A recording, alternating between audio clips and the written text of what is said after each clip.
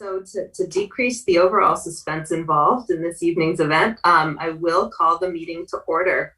So DRB members, I believe we have enough of them here, so we will get going. Hello, everybody. All right, my name is Kate McCarthy. I'm the chair of the City of Montpelier Development Review Board, and I'm calling this meeting to order. It's May 3rd, 2021. And what I'll do is I'll say the names of our board members who can then unmute and introduce themselves. So board members are Rob Goodwin. Hello. Abby White. Hi. Yeah, Abby. Joe Kiernan. Hello. Hey, Joe. Jean Leon. Hello, good evening. Hi, thanks for being here, Jean. And we are joined and supported by Meredith Grandal, staff, our zoning administrator. Thank you, Meredith. Great. So what we'll do next is we'll go through the procedures that we have been following for our remote meetings. And for that, I will turn it over to Meredith. Okay, just an FYI, it looks like Claire Rock will be on shortly. Great.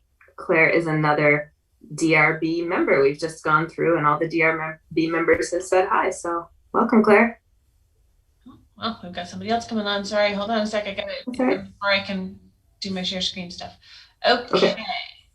So I'm going to share screen. And this is really more for people watching from home, what's being shared on the screen, but especially anybody who hasn't attended a DRB meeting before. This is just gonna be a little overview of our procedures here now that we're on remote meeting. So for those of you who are watching from home, if you want to join the meeting, you can use this Zoom link here, and that'll bring you into the Zoom video conference platform. You can also dial in at this phone number and you plug in this meeting ID when prompted, and that will let you join and participate via phone. If anybody has a problem accessing the meeting, please email me at this email address down at the bottom, and I will do my best to help you get into the meeting. If anyone is in the Zoom platform and is having difficulties accessing different video conferencing features, please use the Zoom chat function for those issues. We'd like to restrict the chat function to technical issues, but it is there, and if it is used, it'll get added to the public record. This Zoom meeting is being recorded as well as streamed live via ORCA Media. Turning your video on is optional. All public testimony will be taken verbally. And please keep your microphone on mute when you're not speaking. This will reduce background noise. I don't think, hold on, I'm just gonna scroll down and see if we have anybody participating by phone. We don't at the moment. If you are interested in speaking on a particular matter, and I wasn't able to check you in at the beginning, we might check with a couple of people before I hand this back over to the chair. But if you want to speak on a particular matter, please raise your hand at that time, and the chair will give some guidance on how she's going to do that for the different applications. And you can raise your hand physically if you're in the video, or you can use the raise hand button on your toolbar, your Zoom toolbar. And that'll do a little raise hand button, and then we'll know that you want to speak. Once the chair has recognized you, please then unmute your microphone, confirm that you can be heard, and provide your full name and address for the record. You will then be free to provide your questions or comments, and we ask you to keep them to 2 minutes, at least initially. Board members will have the opportunity to respond or ask questions of you, and the applicant may have an opportunity to respond to whatever your questions or comments were. The chair may grant additional time for speakers who have follow-up questions or comments, but we do ask that you confirm that with the chair. And then when you're finished talking, please mute your microphone. You will be able to provide additional input later if the chair calls on you. In the event the public is unable to access this meeting, it will be continued to a time and place certain.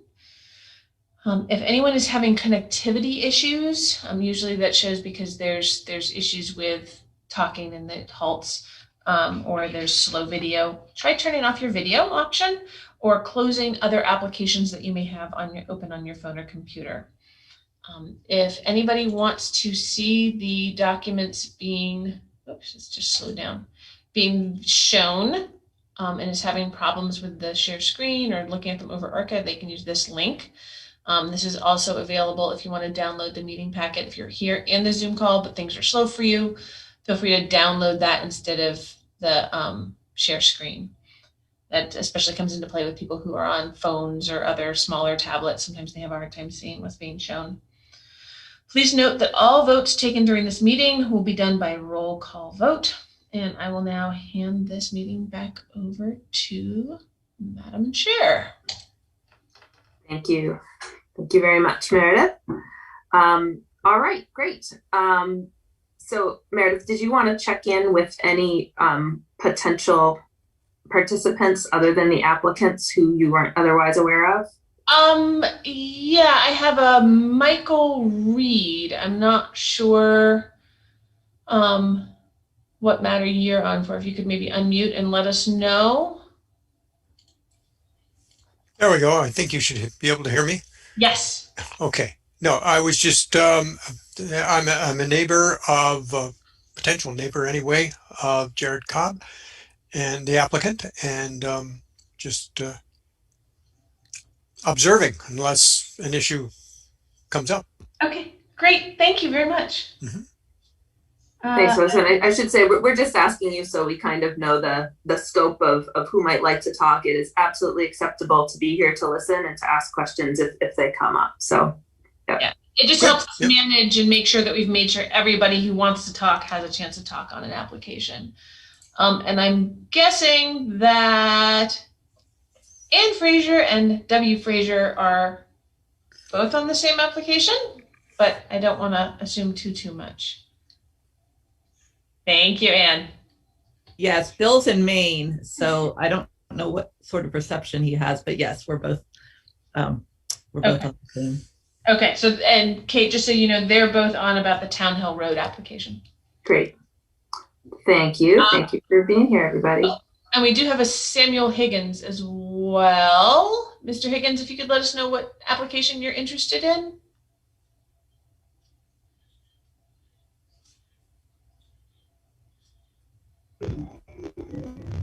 Yes, I've got Van Lewis's proposed building. Thank you very much. Okay, great. I think that covers it. The only other thing I will note is that this meeting is being recorded by ORCA Media, which is standard for our meetings. Okay, so I'm going to move to the next agenda item, which is the approval of the agenda. So I'll take a motion to approve the agenda as printed. So moved. Motion by Rob. A second. Second from Jean. Thank you. I'll call the roll for the approval of the agenda as printed. Rob? Yes. Abby? Yes. Joe? Yes. Jean? Yes. Claire? Yes. I vote yes. And is the Kevin who joined us, the Kevin who is also a DRB member? It is. And I'm having trouble getting the video to work, but let's proceed. And I'm sorry I was a few minutes late here.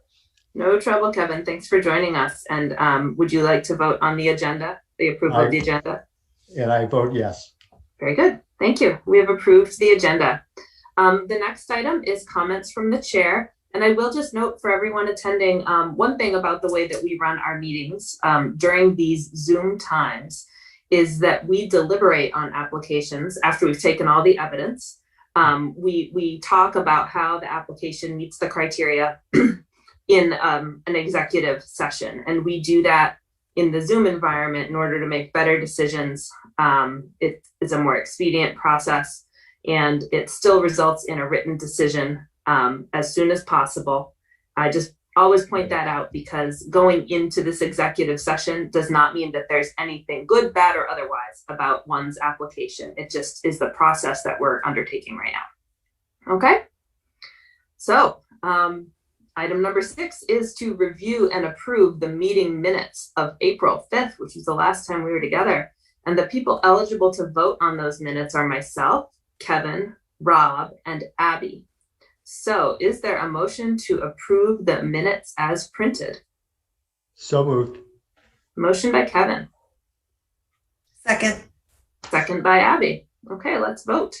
Kevin, Yes. Rob, Yes. Abby, Yes. and I also vote yes. So we've approved the minutes of our last meeting. Very good. All right, thank you. So we are on to the business of the evening. And so the first item is for Greenock Avenue. And the applicants are Caitlin Patterson and Jared Cobb. This is the review of construction of a single family home for a height waiver. So the way we'll go about this, so you know what to expect, is I will swear you in. We'll get an overview of the project from Meredith and then from Jared. And then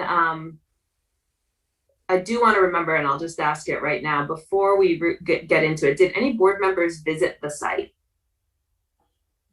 You can just raise your hand if you're a board member who visited the site. No? Okay, if you had, would put it in the record, and that's fine. So we'll start with the swearing in. So Jared, if you wouldn't mind raising your right hand.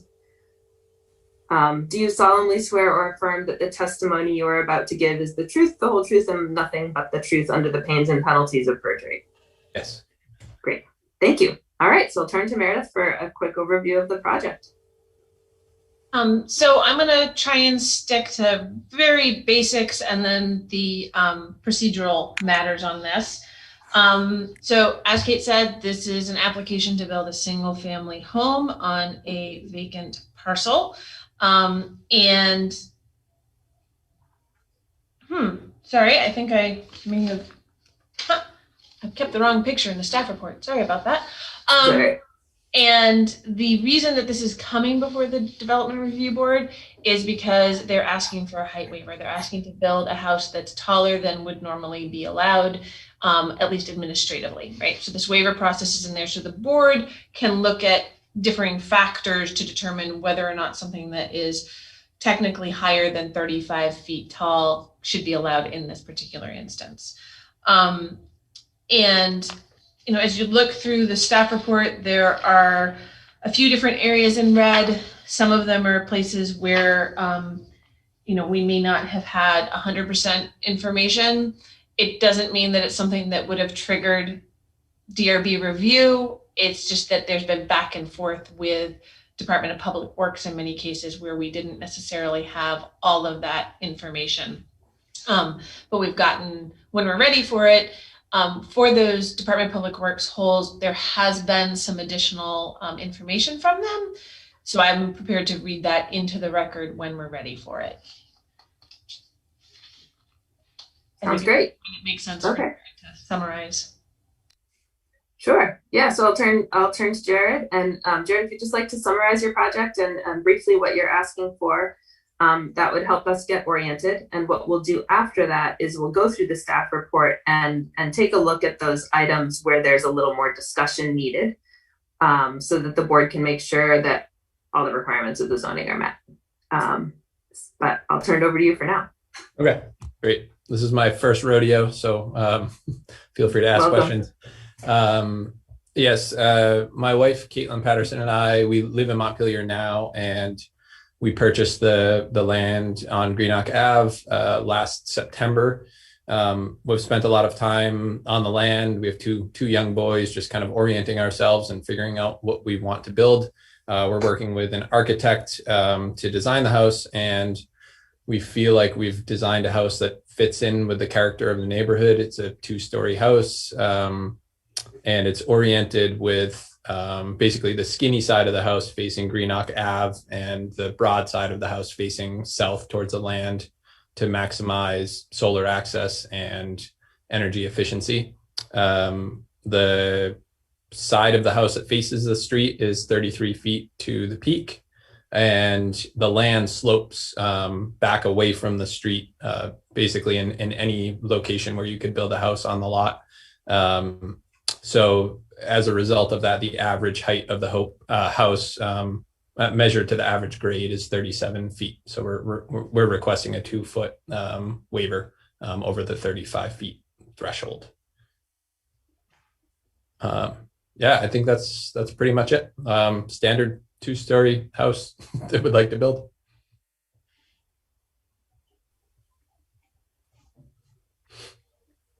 Very good. Okay. Kate, your video is freezing. Oops.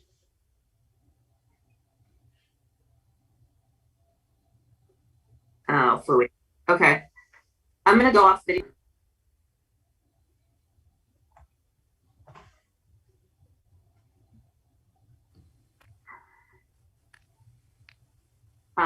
I should call in on the phone. I don't know. Try talking for a minute, Kate.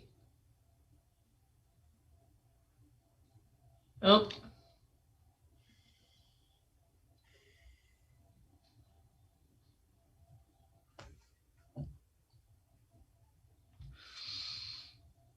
I think she said she's going to try and call in on the phone.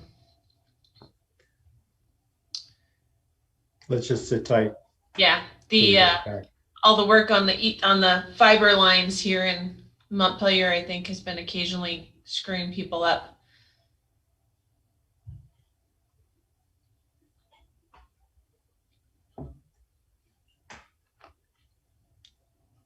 The amount of zip ties and like plastic I found from my house from the fiber work is pretty amazing.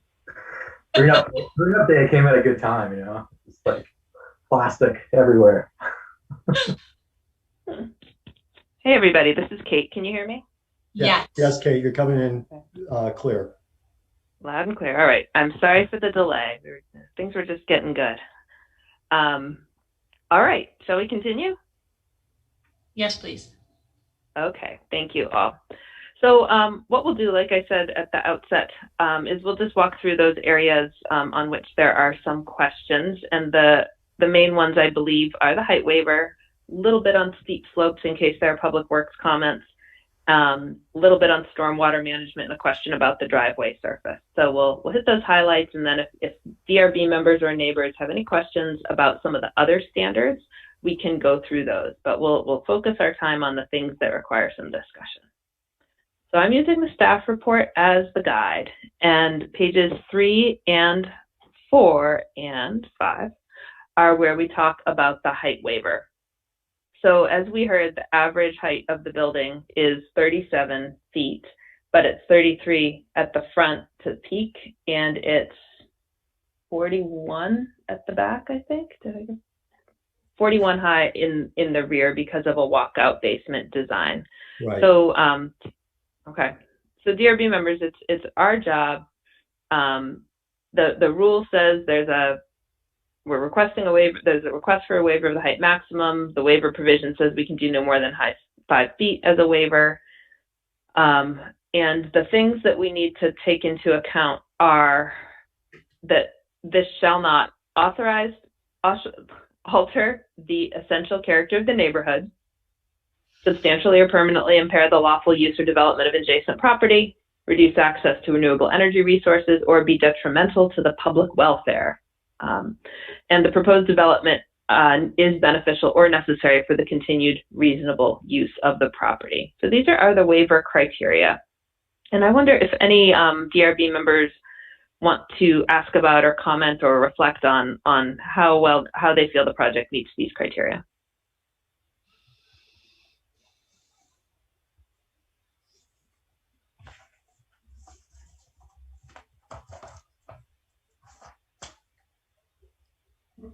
I guess I'll make a comment here. I think that the arguments put forward in the application about solar access and energy efficient design are sort of like very appealing to consider approval of this. I think that they're good grounds for this waiver, and it's very well founded. Yeah. And I would add to that the topography of the site really drives the request. Mm-hmm. Yeah, and I observed that as the way that the building faces the street is consistent with the character of the neighborhood, and the height as it faces the street is visually aligned with other things that are going on there. Okay, Claire?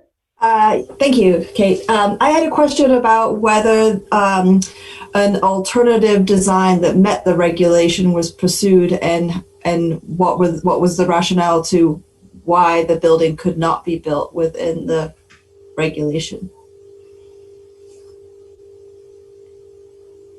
Yeah, that's a good question. We haven't pursued an alternative design. We feel like the house, we're really focused on this house fitting in with the character of the neighborhood. We're designing it in a way so that it will have minimal impact on the land and the materials that we're using to build it. So we haven't considered an alternative design because we just feel like it's a pretty standard 2-story house. So it's a good question. Thanks, Claire. Thanks, Jared.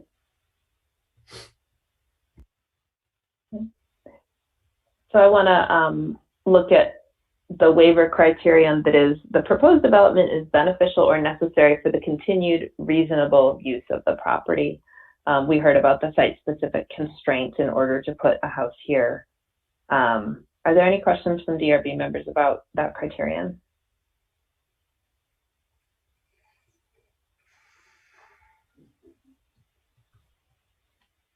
Okay.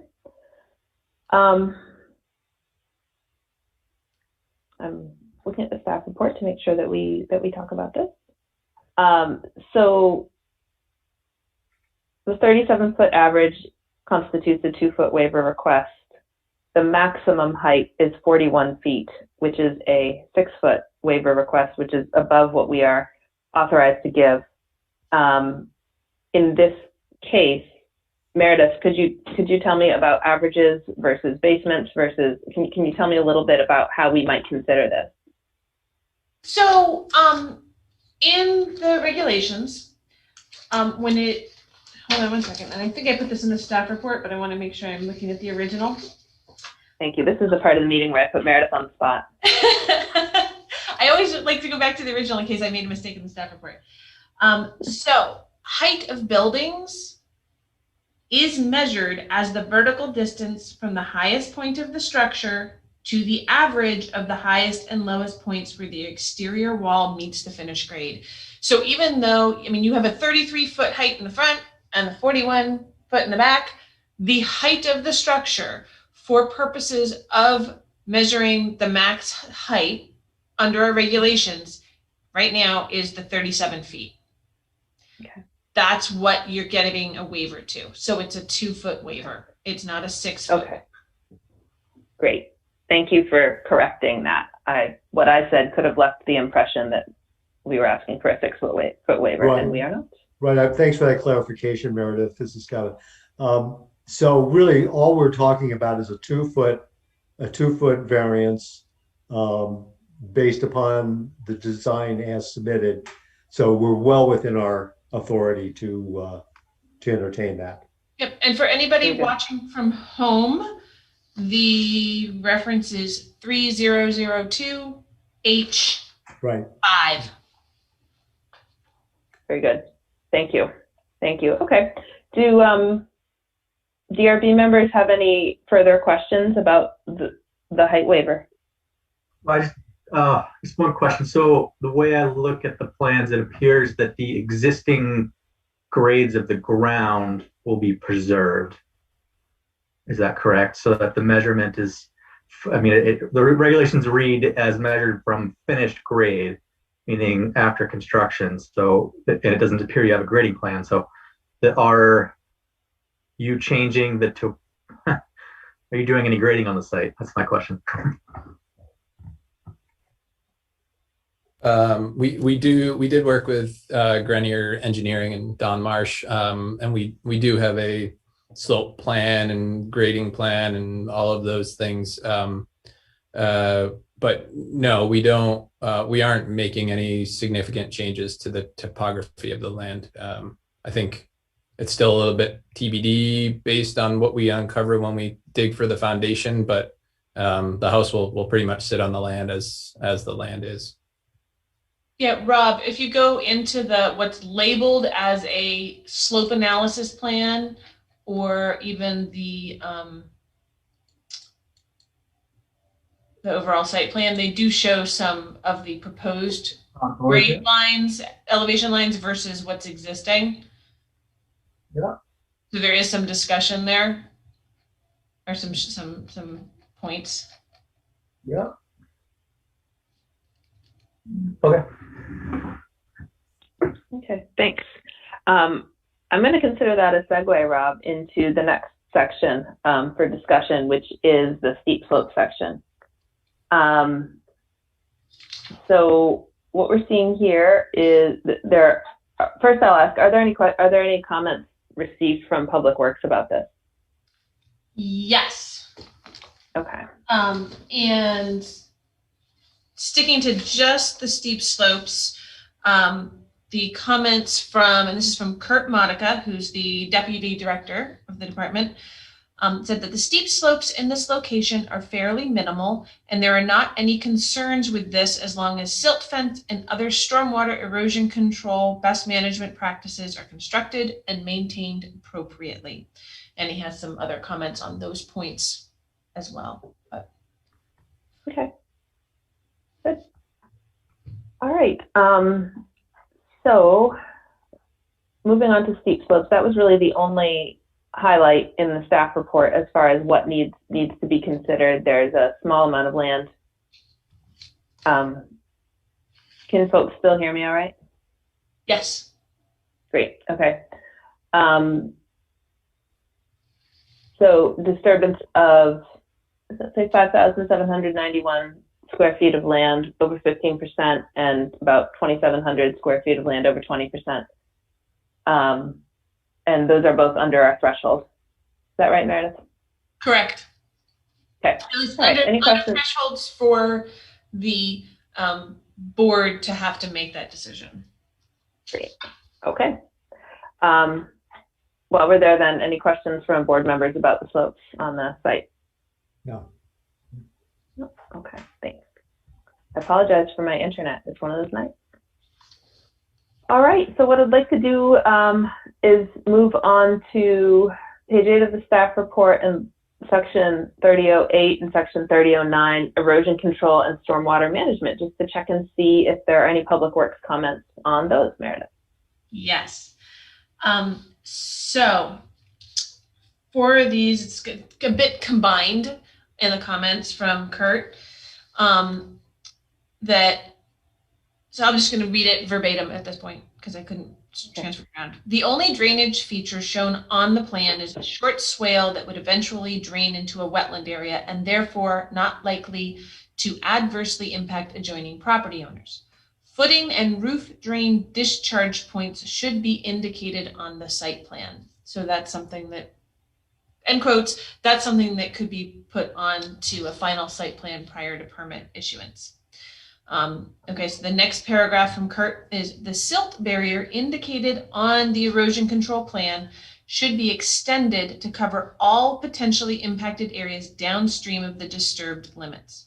This barrier needs to be extended to both the north and the south along the western border of the limits of disturbance. Thank you. So, Jared, based on the fact that you're working with an engineering firm, I assume that those site standards for stormwater control would be followed. Would you be open to a condition requiring the extension of that silt fence to be demonstrated on the final plan? And certainly your engineer can talk with Kurt or Meredith. Yeah, I think that's no problem. Once we heard comments from Kurt today, we talked to our engineer, Don, and he's already putting together a new site plan to address the questions around drainage and the silt barrier. Great. And just for the board's due diligence, board members, are you interested in knowing more about the footing and roof drain discharge points? Would that be helpful to any of you in your deliberations? Yes, please. Yeah. Okay. So I guess we'd be interested in knowing where those are if they drain to, please, Jared, if you could easily describe that. And if if it would be helpful, we could ask Meredith to pull up the site plan for folks to see.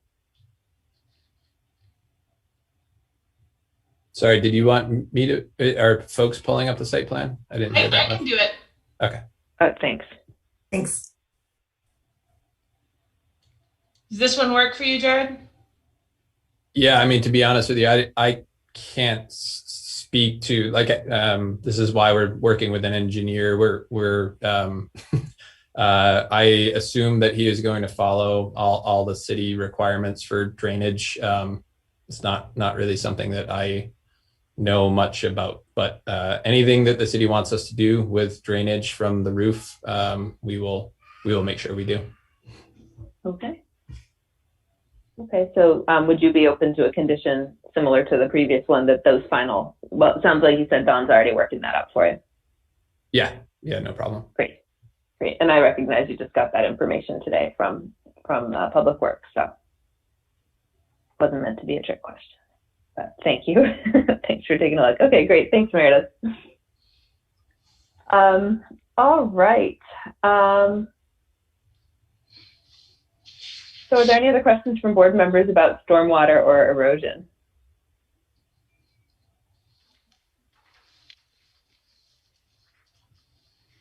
All right.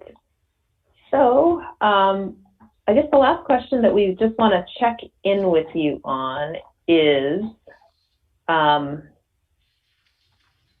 driveway surface. What are you going to cover the driveway with? Gravel. Yeah. Again, well, we're following. I forget the actual like state kind of regulation, but it'll be a standard driveway that will have gravel on the top of it. Okay. Great. Thanks. That helps us know gravel versus dirt versus pavement versus. Gotcha. Yeah, I'm kind of laughing because we're like in the midst of like designing rooms and things like that, and the driveway is like the kind of one of the last things we're thinking about. But right. Yes, I bet it's useful, but not as much fun as some of the other parts. I understand. All right. I'm looking. Meredith, are there any other comments from Public Works that we should be considering? Yes. So there was a separate comment from Public Works about the driveway and access that just said that the maximum width of a residential driveway is 24 feet, whereas the plan currently shows a width of 28 feet. So this is, again, one of those final details to be worked out, I would think, on the final site plan that we would get prior to permit issuance, if Jared is good with that narrower driveway. And that would be, that's the sort of the mouth of the driveway. So it can widen out a little bit further in for the parking area. Yeah, that won't be a problem. We emailed with Kurt today, and he's already good with the plan that our architect sent him. So okay. Yeah, that's not a problem at all. Well, thanks everybody for being in communication with one another. Okay. Board member. Yeah, Meredith, go ahead. All right, there's one other thing that came through one other comment that came through from Kurt on a different matter. Okay. So in the plans, the water service is noted as 1 1/4 inch. DPW standard is 1 inch type K copper. And as part of the DPW water connection permit, justification of the larger line size needs to be provided. Also, sewer manhole and pump station details will be needed for the Department of Public Works sewer connection permit. So those are things, that's end quote, those are things that DPW will need to work out before it issues its permits, but I wanted to make sure it was on the record here in this discussion. Probably it wouldn't hurt to have, if the final site plan has that water service line on it, to have that either corrected, or if they're going to still go for the 1 1/4 inch, just that Jared knows that he'll need to justify that for the DPW before he gets their connection permit. Okay. So what that ensures is that whatever is on the DPW connection permit is consistent with what is on the site plan, or vice versa. Okay. All right. Yeah, Claire. I had just a question on one of the comments that were made about the driveway surface. The zoning regulations don't specify a particular surface, correct? And is a surface a requirement of the access permit? There isn't a particular surface requirement. It's just that the sort of the category of surface, it needs to be a firm surface. Because we're not talking a large parking lot, asphalt isn't necessary, and something that's impermeable is supported and encouraged if possible. But on the other hand, pervious pavers and pervious gravel systems are definitely, I think, more costly. So it's not something where the regs require a particular surface. Especially here where we're not butting up against the coverage requirements. Thank you. Yep, thanks, Claire. That's a good question. All right, any other questions from DRB members? Okay, and Michael Reed, is there anything that is outstanding for you? We had raised one concern with Jared that because of the tall structure and the fact that I believe he's planning a metal roof, and that the roof would be oriented toward us because of the orientation of the building relative to the street, that wanted to make sure that the color of the roof was going to be something that would blend in some natural darkish tone. And Jared had indicated that they planned something like a dark gray or green or brown or something like that, which would be fine. We just didn't want to see a galvanized silver roof that's going to be somewhat above the height restriction, glaring at us. Okay. So. Oh, good. Good. Glad you had that conversation and got confirmation of color and the effect it would have. Thank you. Yeah, thanks, Mike. And I will add that we reached out to the abutting property owners and answered a bunch of questions over email and leading up to this meeting. And everybody's been really nice. And Mike, that was an important question. I would want to know that too. Yes, and thank you for reaching out. He gave us quite a bit of information. Great. Great. Thank you all. All right. Any last questions from board members?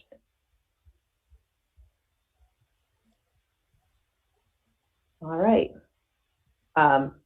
If I'm waiting a little longer than usual, it's because I'm all audio tonight. My video is frozen, but I can hear you. So it's going to be a matter of piping up rather than raising hands, I think, for the rest of the meeting until I can go into the kitchen instead of this office. So, all right, great. So as I mentioned, can you still hear me? Yes, can hear you. Okay, thanks. As I mentioned at the beginning of the meeting, we will take our deliberation into executive session just as a matter of practice during Zoom. So at this point, I will accept a motion to close the public portion of the hearing on this application and consider it an executive session when this meeting is adjourned. That was a funky motion, but I think that's the right idea. Do I have a motion? That is definitely the right idea, and I will make that motion. Thank you, Kevin. Is there a second? Second. Second. I think that was a second from Jean. By Jean. Wonderful. Great. Thank you. I will call the roll. Rob. Yes. Abby. Yes. Joe. Yes. Jean. Yes. Claire. Yes. Kevin. Yes. And I also vote yes. The motion passes unanimously. So we will deliberate an executive session at the conclusion of this meeting and then get a written decision out as soon as possible. But thank you very much for being here. Thanks for everyone who had questions. And and told us about this project. We'll be in touch. Thank you. Yeah, you're welcome. You're welcome to stay for the rest of the meeting if you'd like, or to do other things with your evening. But thank you, and thank you, Michael, for coming as well. All right. So I'm going to switch my files, and we're going to move on to the next application, which is for Town Hill Road, and Matthew Lewis is here for that. Like I said, just pulling up my files here.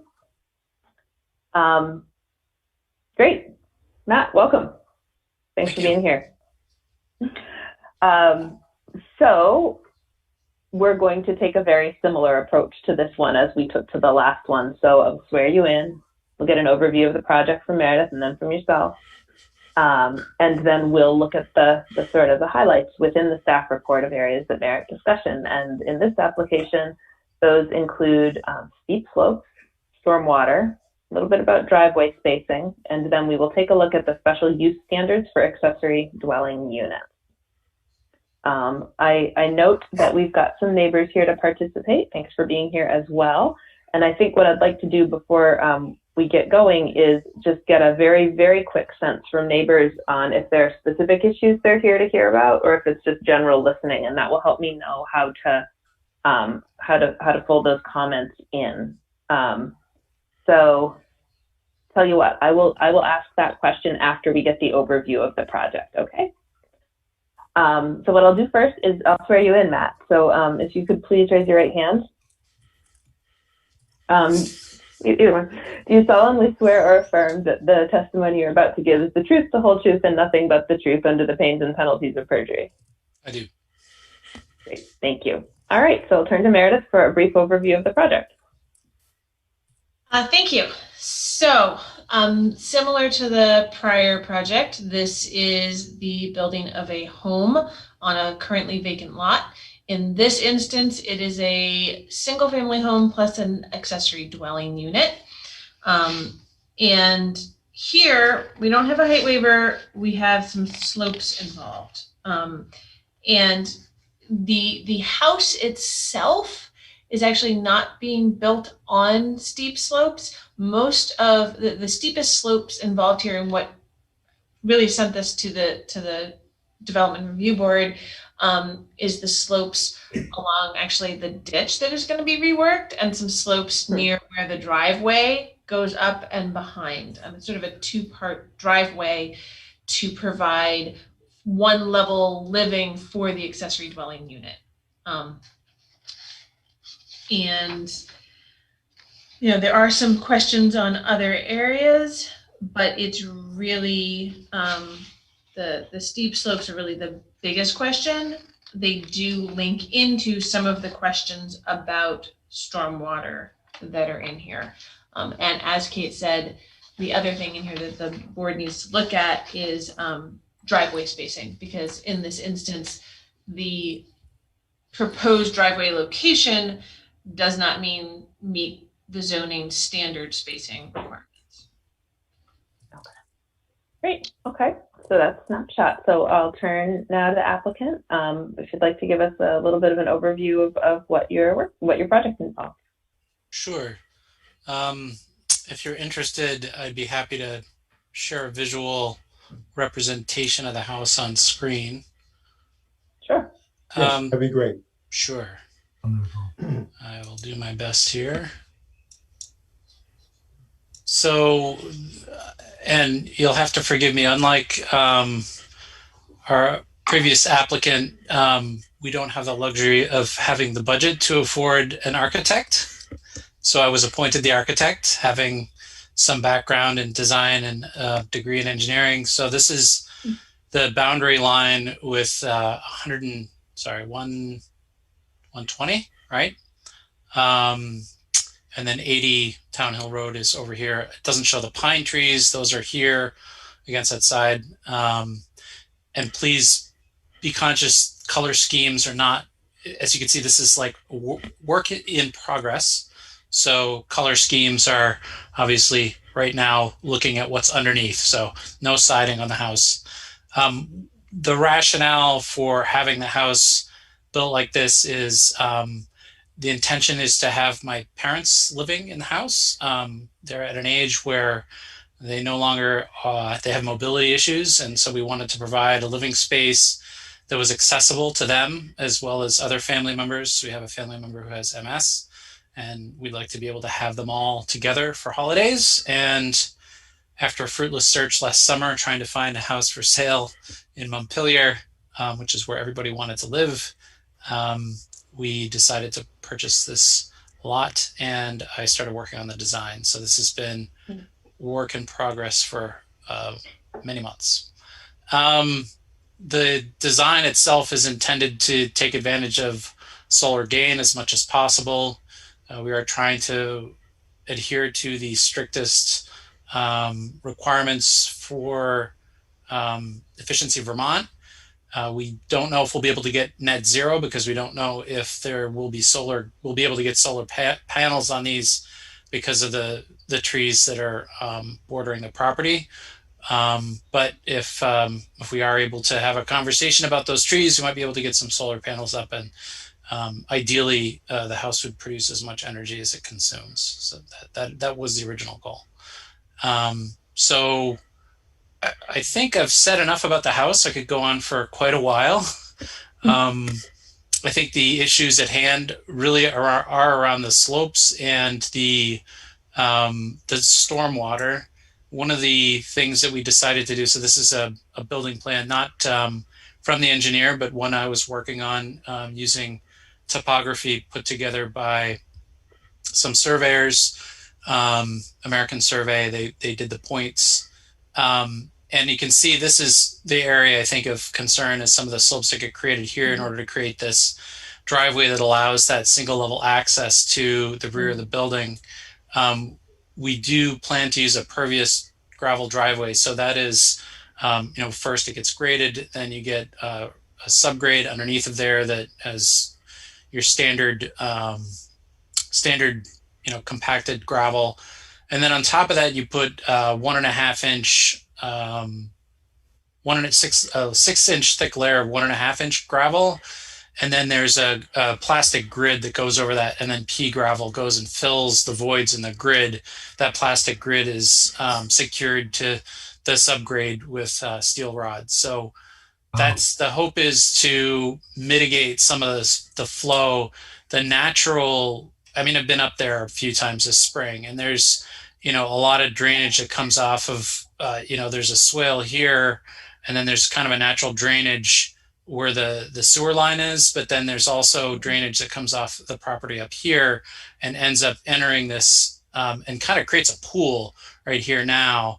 And the idea is to try to, have that still exist to try to minimize the amount of water that comes through the entire site. And then anything that gets across here, we want to intercept it from going to 80 Town Hill by using this pervious gravel driveway. And what that should do is direct the flow. It should first retain a lot of water itself. And then if we do get a significant stormwater event, then it would direct it into the drainage here next to Town Hill Road. I did note there was a question on the previous application about foundation drains. I just show them here. I'm going to have them added by Don Grenier to his drawing package because he's got a PE stamp. I don't, so his word carries a lot more weight. But this is basically where they were. The way the building footprint is, this is a slab foundation up here. Then there's a full basement here that leads out into the garage. Those perimeter drains basically go all the way around. There's a foundation drain that goes all the way around and then terminates here and here. And those would be directed down towards the other side of the driveway here and here, so that any drainage would end up in the ditch. And then as far as the actual, as far as drainage from the roof line, the gutters, so gutters on the accessory dwelling unit would land here in this area and then would intersect with the pervious gravel driveway for both sides here and here. And then gutters on the building itself. The front of the building actually captures most of the flow. I don't know if you could see looking at the drawing, but there's more to the front of the house than there is to the side of the house. So if I don't know if I could do this and share screen at the same time. It's kind of hard to get around with this thing, but if I showed you a profile view, there's more roof surface on the the south face of the house than there is on the north face. I would have to play with it for a little bit to show you exactly how it is, but you can kind of get an idea, maybe looking at the top of it. Yeah, and are we looking at the side that has more roof space? Yes, exactly. This is the south side, and this is Town Hill Road here. So the idea is that the gutter would drain off of this edge and then land in this corner and then would follow the slopes here. And the idea here is to have, I don't know if you would call it a rain garden, but to plant some lower growing bushes, lilacs, that kind of thing. Something that would help with absorbing the flow from the roof.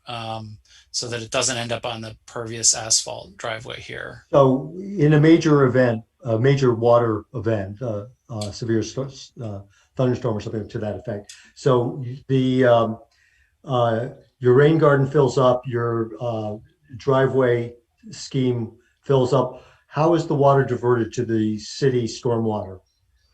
Yeah, so it follows the edge of Town Hill Road here, and then there's the adjacent property, it's not shown here, has another culvert. So there's a culvert that runs underneath the driveway here. I think it's probably a little bit easier to see on Don's drawing. So the culvert, this is the natural flow today of the water. So it really wouldn't... Coming off the site there, yes. Exactly. So it comes off the site, flows down this way, and then ends up in the adjacent culvert, which is on their driveways right here on 80, and then continues down to Meredith, help me remember the name of the stream that's over there. Is it Blanchard? Blanchard Brook, that's right, thank you. So it goes under Easy Street and then it lands in Blanchard Brook. And when people are ready, I do have some comments from Department of Public Works on this matter. Okay, let's do those comments from DPW, and then I will keep my promise of making sure we hear from neighbors about the issues they are curious about. I suspect stormwater might be among them, so I want to round that out with a Public Works comment. Okay. Sorry. I thought for a second maybe I was looking at the wrong the wrong comments, because I looked really quick at what Zach Blodgett said about slopes. It was almost identical to what Kurt said about slopes on the prior application, so I was double checking. So for stormwater and erosion control here for Town Hill, these comments are from Zach Blodgett, who is one of the engineers for Department of Public Works. One, he has some concerns about two of the different sheets, and he refers to them as 16 and 17. I'm guessing those are the page numbers from the original application. He didn't give me the reference drawing numbers, but he says that they contain different and inconsistent information regarding existing and proposed contours. And that on sheet 16, what appear to be proposed contours don't match or tie into the existing contours. It's difficult to understand what exactly is being proposed for final grading. So that's one thing that they would like resolved in any final plan submitted. He also said that silt fence should be placed along the bottom contours and perpendicular to the runoff. Culvert outlet will need end treatment to comply with state bridge and road standards. Construction should comply with the State of Vermont Low Risk Erosion Handbook. That I think is one of the things that is just pulled into our erosion control standards. Stabilized construction entrance should be required. Ditching may be required to connect the newly installed culvert to the downstream driveway culvert. Ditching would be the responsibility of the owner/contractor. Zach has a question about how will the water that goes through the pervious driveway be conveyed in the stormwater system? Once the water infiltrates the driveway, how will it be managed? The runoff should stay within the property and not adversely impact the neighboring property. That's end of quote. I think we heard some discussion on that already, but I'm not sure if with a, revised details if DPW might have some further back and forth on that or want additional items in the site plan.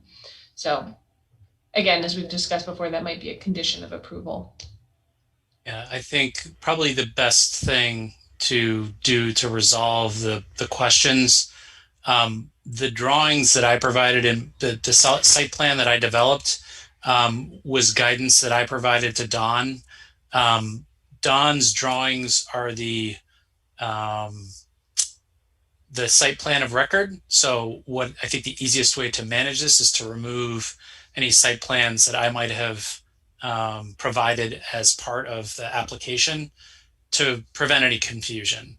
I think that's what's going on, and just make sure that any details that I might have had that are missing from Don's plan make it onto his drawing package, and then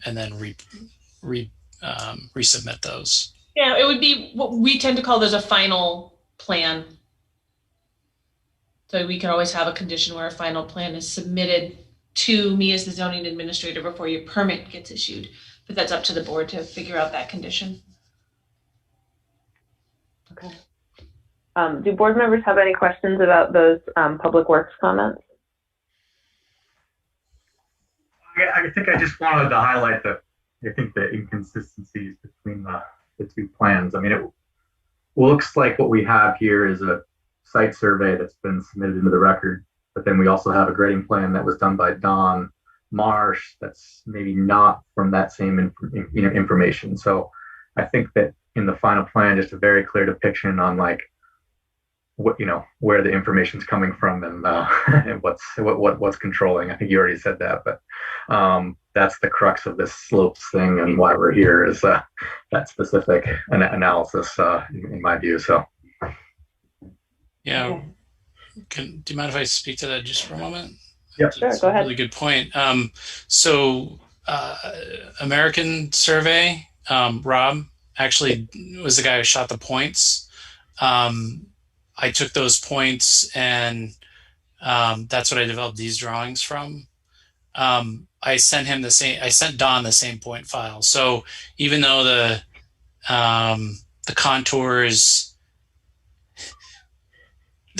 come from the same data source, he's just showing 2 foot instead of 1 foot contours. Unfortunately, the software I have doesn't do a really good job of being able to show the original grade and the proposed grade on the same drawing, which is why I'm recommending redacting these from the submittal, these drawings that I provided, because I think it's just confusing to you and to other members of the public. So these would hold. So let's get specific about what drawings we mean. Are they labeled Windy Wood Design LLC, Barry? Correct. Okay, so that's drawing. It's labeled 100-B site-existing/proposed. Yeah, and 100C. And 100C titled site-erosion control and utilities. Meredith, can we do that? Can we just remove those from the record? I haven't done that before. I think I would feel more comfortable just making sure that there is a final plan, because there are going to be, some tweaks for, additional, I mean, that makes more sense. Yeah. And I think that I can't remember for sure. I think 100C might be the only one that shows the utility line. Is that right? Yeah, so I would need to work with Don to transfer the data that's not shown on his drawings, the utility lines, the flow of the culvert he has, but the drainage for the foundation, and also indicated as a pervious gravel drive as opposed to just gravel drive. So I think just a final packet of plans that's been maybe approved by DPW before the permit is issued would probably be the best way to deal with that issue. Okay, that makes sense. And we will likely ask for that as a condition. Okay, great. So I don't mean to keep putting it off. I do want to include the folks who are here to learn about this. So at this point, we've gotten a good overview. We've dived into the stormwater issues. And so I'd just like to pause and ask Mr. Higgins, Ms. Higgins, and the Frasers as well, if they would like, if they could just let us know kind of what their area of if they have areas with specific questions, or if they're just sort of here to hear. So I'll go first with you, Mr. Higgins. Excuse me, Kate. Yeah. I don't know if we've sworn in the witnesses. Thank you, Kevin. I've sworn in the applicant, but not the other witnesses. So Okay. let's go ahead and do that. For anyone who's going to speak on the application, if I could please have you raise your right hand. And even if you're just a neighbor with a comment or a question, that counts. So if I could, I'm on frozen visual, so I'm going to assume that hands are raised. They are. Do you solemnly swear or affirm that the testimony you're about to give is the truth, the whole truth, and nothing but the truth under the pains and penalties of perjury? I do. Great. Okay, thank you, everybody. My video is on the fritz. Okay, so Mr. Higgins, and I think Mrs. Higgins is there as well. Would you like to say a couple words about the things you have questions or concerns about?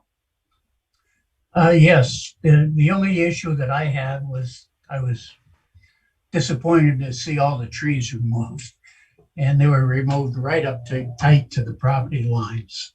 And I had no interest in removing any more trees, but Matt and I could get together and talk about it.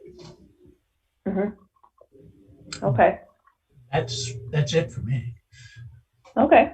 Well, good. Thank you for being so patient in order to share that. I'm pleased that you're willing to have a chat with your future neighbor and see what might be possible and work for both of you. Great. So Bill or Ann Fraser? Ann, would you like to speak first? Sure. We have a 75-year-old cape that's, I think, directly across. I was a little unclear, Matt, in the drawings. I'm wondering if your driveway is going to be right across from our driveway. So we're concerned about drainage and flooding and runoff, and that's our biggest concern. Okay. If I could just add a couple things. First of all, I didn't get a chance to say hi, Matt. Welcome to the neighborhood. And we are happy to see a house going in there. And also, just want to say for the record that I am here 100% as a neighbor. I've had 0 conversations with anybody involving the city concerning this. Just someone will ask. So I want to be sure that was on the record. And I think that, Ann really said it, but we've had a couple of really strong flooding events in our area, including our neighbors really got there. Our neighbors right directly who will also are across the street. They're not here. Oh my gosh, I'm spacing their names. The Larsons got their basement wiped out and their garage wiped out a few years back. So, it is a steep hill. We want to see his project succeed, absolutely.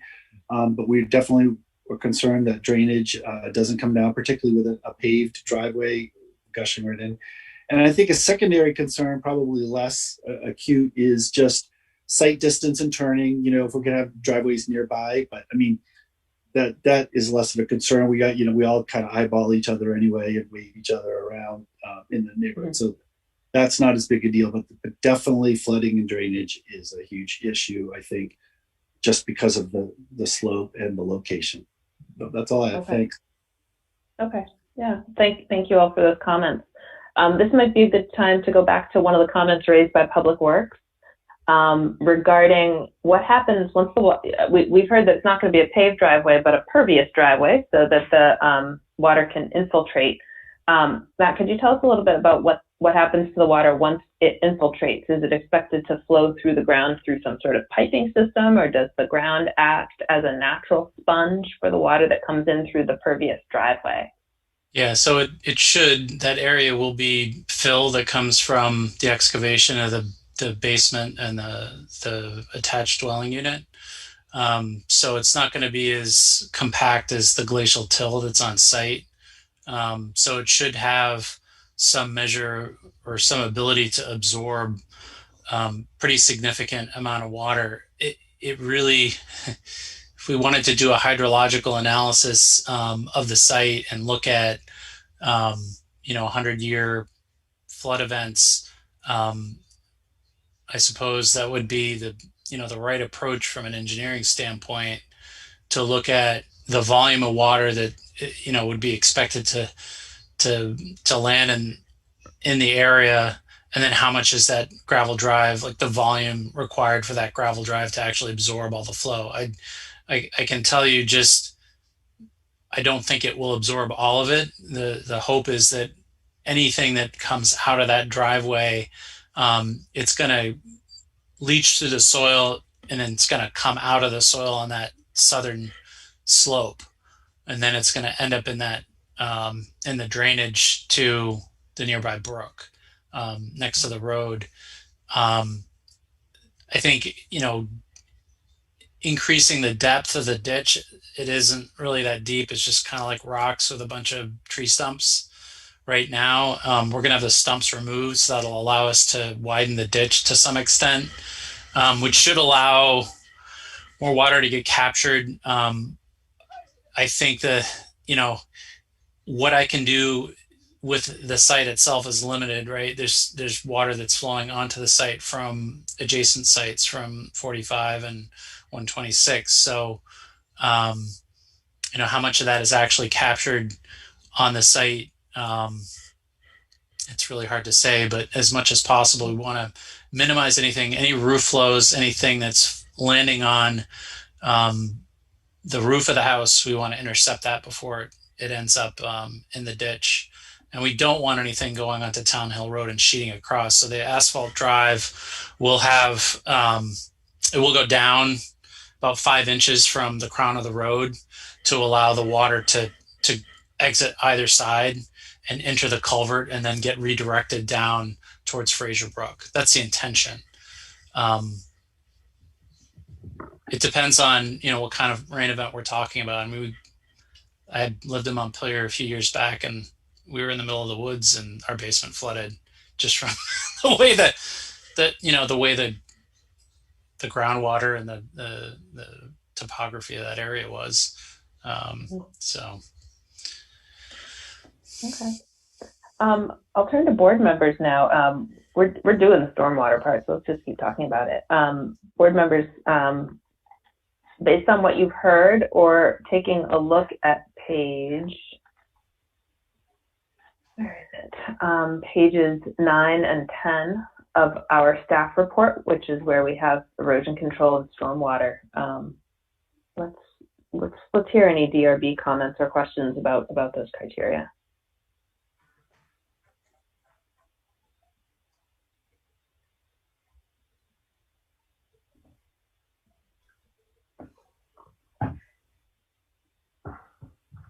Rob? Yeah. This is Abby. I wonder if there's any issues with the culvert as well. If there's any adjustment, the size of that. Okay. So that is a 15-inch culvert. It's, I think it's the same size as the culvert that's at 80 Town Hill Road.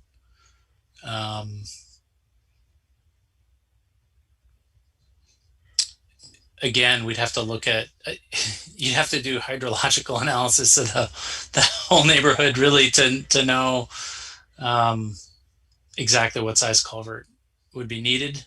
That would require input from DPW because they're the ones that probably have data on flows recorded at any given time. I don't know how much of that work has been done, but. I would just say I would encourage that to occur to get the DPW input on that. I live just as full disclosure. I live in this neighborhood as well, and the uptick in stormwater events is definitely real, and I think we need to be cautious and prepared in how this comes together. Okay. All right, thanks. I see that Rob is unmuted. Did you have a question as well, Rob? Yeah, I just I think that, well, seeing the applicant is some type of engineering and I think familiar with the process.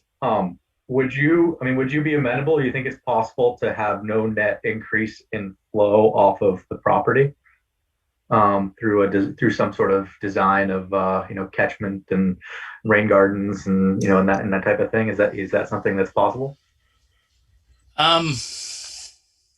Your rain events and see exactly how much and historical events and see how much how much water is expected.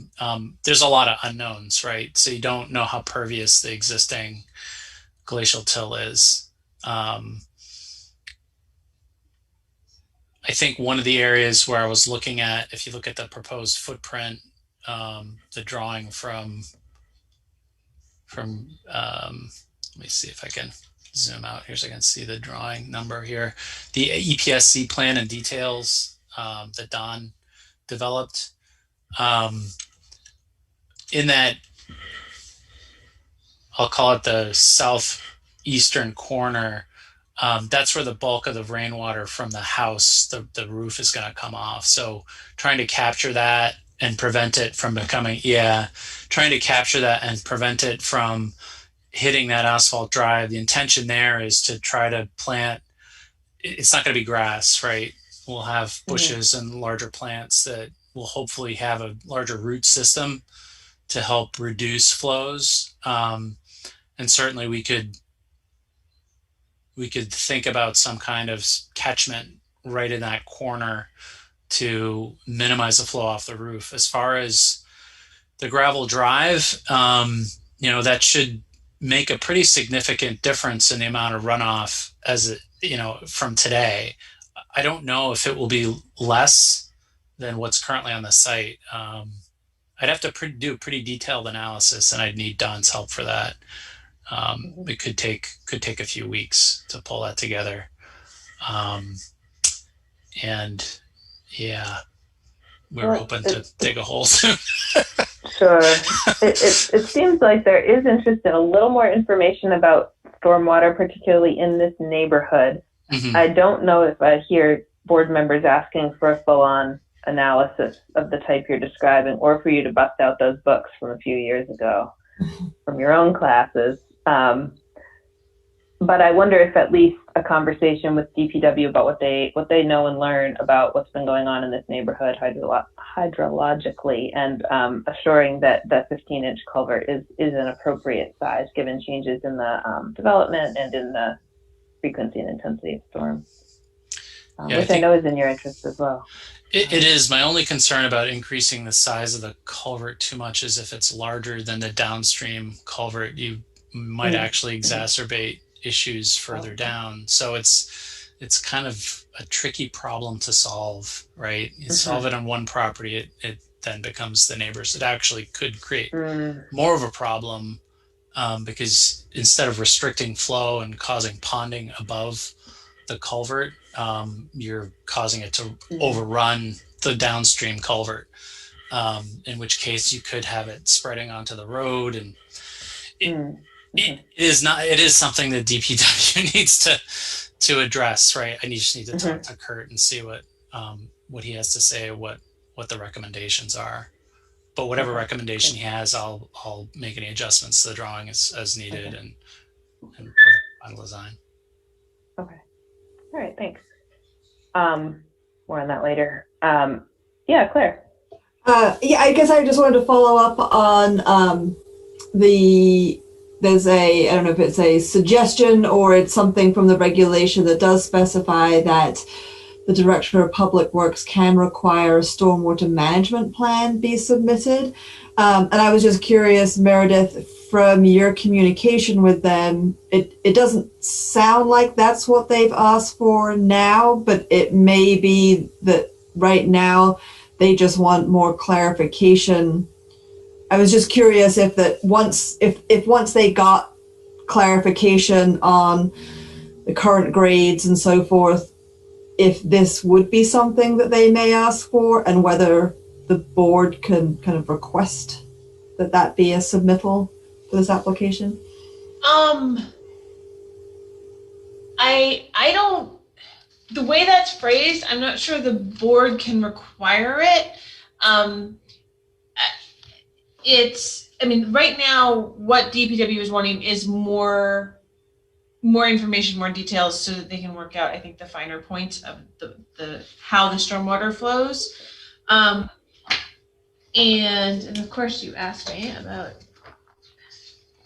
Hold on one second.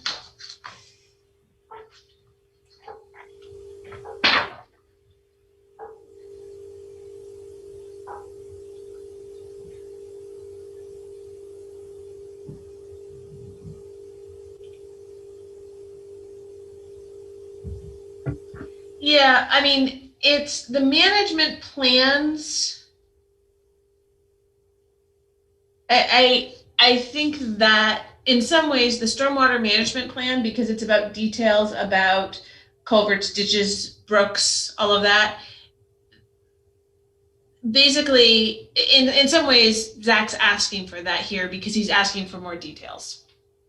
It may not come to the level of a management plan as would, for the 25-year storm event, but they definitely are looking for more details at this point. But I don't see a place here where the board necessarily is the one who says, yes, we need this, because whether or not you need that depends on the details on the site, and the engineers at DPW, I think, are the best position to know if it's been fully triggered for that. But that's how I see it. Does that answer your question, Claire? Yes, thank you. Okay. Sorry, I was a little roundabout. A good question, and thank everybody for their patience. I'd rather do this thoroughly and have clarity for whoever needs it than have to have extra meetings. So, all right, if it pleases the board, I'd like to move on from stormwater and talk about steep slopes. Does that work for board members? That's fine, Kate. Great, thanks. Okay, so my understanding is that when it comes to steep slopes, we're not talking about the movement of land to build the house and the accessory dwelling unit. We're talking about a little bit for the driveway to the east of the west of the house, and then also a ditch, which I'm looking to identify on the map. Could you tell us a little bit more about what is being done here that's creating steep slopes? If I could unmute myself, yeah. I'm going to share screen again. It's okay. I do this all day. There we go. So the steep slopes are indicated in red. This is page 17 of the submittal. And so they're really existing slopes that I think it was mentioned earlier.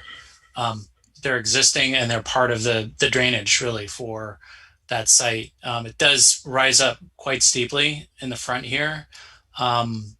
There's a significant amount of rock that was placed on the upside slope of that property for slope stabilization. And so, the intention is not to remove any of that rock, or if it is, we would place rock in the ditches here and here to help stabilize and also prevent erosion. Okay. So is it the construction of the driveway, that the access point that is leading to the slopes being rebuilt? Is that why we're reviewing this under steep slopes? Forgive me if I missed it in staff report. Maybe I could look to Meredith on that. Yeah, so I mean, you have the driveway going in over what are currently steep slopes, right? And the culvert going in. There's also over there on the western side, there is some creation there of steep slopes to be able to make room for the correct driveway curve here, if I'm understanding this all correctly in my discussions with Matthew previously.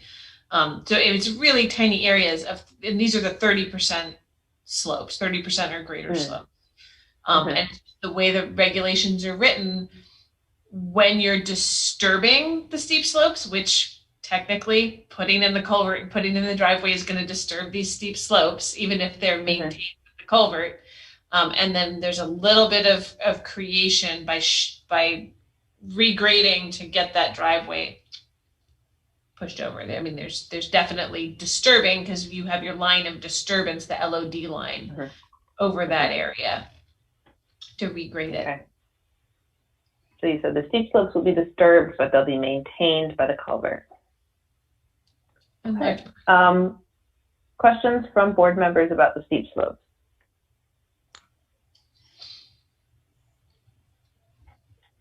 Could we go back to people view, please? Screen not share. Thanks. Thank you. Now that my video is working, I want to enjoy it. Yeah, questions from board members about steep slopes? I mean, it's just that one spot right at the boundary line on the roadway. So I don't see that as being significant. Okay. It's less than 30%, correct? The slopes being disturbed are over a grade of 30%. But I mean, it's way less than 30%, so for sure. Yeah. So I'm gonna, for the sake of due diligence and thanking you for your patience, I'm going to go through the criteria for steep slopes to make sure that we've thought through the pieces. Kate, unless there's something to add. Go ahead, Meredith. Yeah. Sorry. Do you want to go through the criteria, or I do have one sentence from DPW on slopes. Do you want that in now or after? Let's do now, please. Okay. So this is from, again, Zach Blodgett. The steep slopes in this location are fairly minimal, and I don't see any issues as long as silt fence and other stormwater and erosion control best management practices are constructed and maintained appropriately. That's the end quote. Great. Thank you. That is helpful. So I'll be brief but thorough. The criteria for slopes have to do with, and this is to ensure public safety, minimize erosion potential and flooding potential, avoid increased cost of providing services to remote areas. That's why we ask these questions. So does the project limit the amount of disturbance, the clearing of existing natural vegetation and impervious surface to minimize potential for erosion, stormwater runoff, flooding, and water quality impairment? I would say that as it pertains to those steep slopes, that's a yes. It does it create slopes steeper than 30%? I think that we heard there is a de minimis creation of slopes at the edge of the driveway. Preserve distinctive natural features and the general topography of the site. We heard that a lot of these are existing. They are a ditch. Ditches have steep slopes. Maintain or reduce the pre-existing rate and retain the pattern of stormwater runoff leaving the property. We've discussed that quite a bit. I think it at least maintains the existing rate and mimics the pattern of stormwater runoff leaving the property, with some more discussion to be had. Produce a final grade that's compatible with the surrounding natural terrain. Create a harmonious transition between graded slopes and the natural terrain. Avoid creating continuous unbroken slopes or linear slopes. These all appear to be the case by the plans. Contour graded slopes by varying the slope increment to produce a final grade that undulates both vertically and horizontally. It would seem it does. And vary cut and fill banks and terraces to produce a final grade that has visual interest and allows for naturalistic landscaping. There's more. Consider the use of retaining walls and terracing rather than cut and fill. Vary the pad elevation on sites with multiple structures, not applicable. Provide roads and driveways that follow existing contours, which we've seen. Compact building forms in multi-story buildings to minimize footprint. Split or multi-level buildings that step up or down the slope, which this design certainly does. I've gone through those quickly. Are there any questions from board members? Okay, thank you. All right, I'd like to move on to the last couple things. I think we have a pretty good understanding of what we know and what we don't know about the steep slopes and the stormwater. So if you wouldn't mind, we're going to move on to access and circulation and the driveway spacing. That begins on page 10 of the staff report. And Meredith, what we're looking at here is they need to be 45 feet apart and they're 40 feet apart. Is that it? Yes. So you have a situation here. So if you go to, I'm going to pull this up so that people who are looking from at home and might not have pulled up the staff report can see. Sorry, which way am I going? I'm going up. There's 2 nearby driveways. Okay. I'm sorry for the blurring, guys.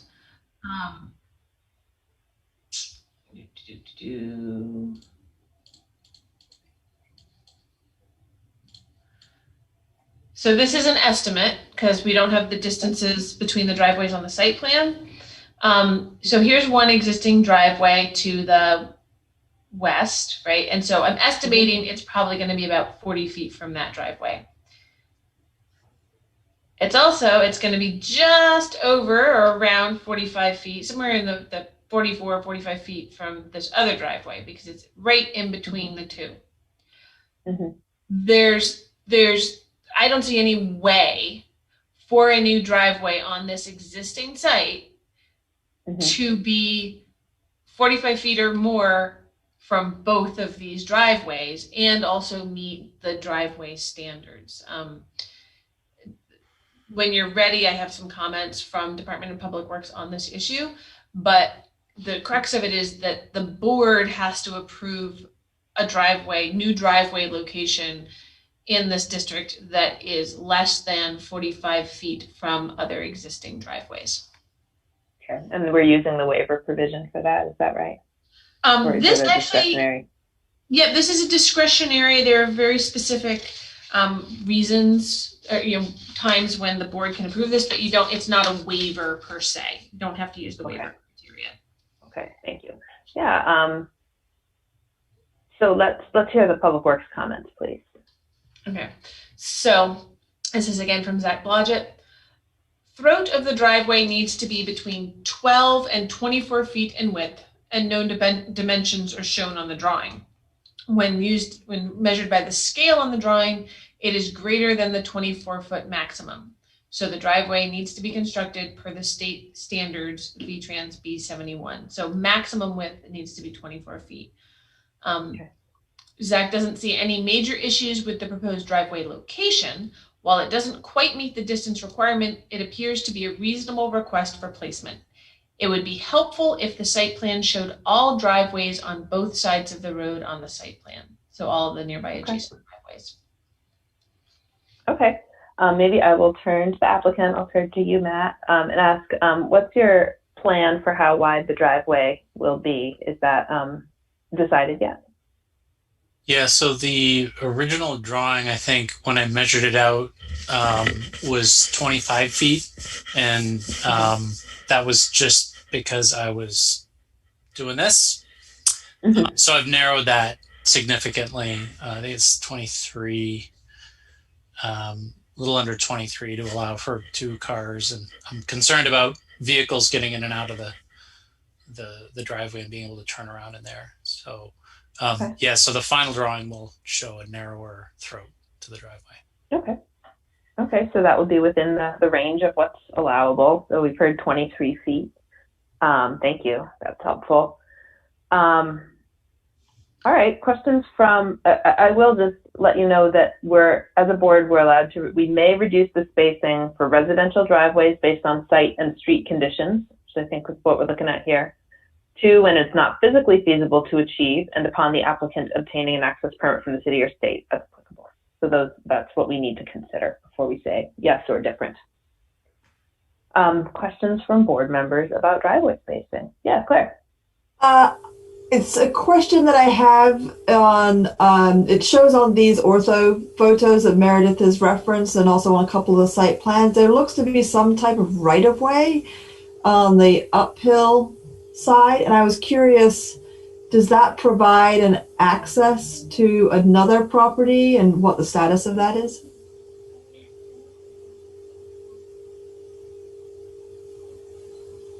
Are you looking at that, what looks like a channel or alley between the two, their parcel lines, I guess, and then something between them? Correct. Okay, does that mean anything on the map, or is that just a mapping fluke?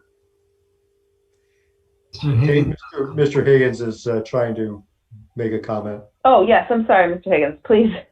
I'll have you go ahead. Yes. Yeah, that used to be a right of way to the upper field that connects to Main Street. But all the property owners along that right of way bought out that right of way. So it is no longer a right of way. Okay. The sewer line comes down through there. But as far as it being used for any other purpose, it is no longer usable. Okay. Thank you. That's very helpful. Yes, Meredith. Sorry. So when we pull that up on our parcel maps, it actually is linked to the city road, just to back up what Mr. Higgins said about it being part of the sewer right of way. I think it's considered city right of way at this point. Okay. The sewer line. Okay, that makes sense. Great. Other questions about driveway spacing from board members? All right, very good. We're going to move on, if it pleases the board. Why did I have that highlighted? I was going to talk about special use standards for the accessory dwelling unit, but I think it's determined that the ADU does comply with all of the requirements. The accessory dwelling unit, we haven't seen too many of these, so just everybody should know it doesn't count toward density calculations. It's pretty much allowable by right in association with another home, even on a non-conforming parcel, which this is. So are there any questions about the ADU? No. Okay. All right, thanks for going through that in a very thorough way altogether. Are there other questions from board members?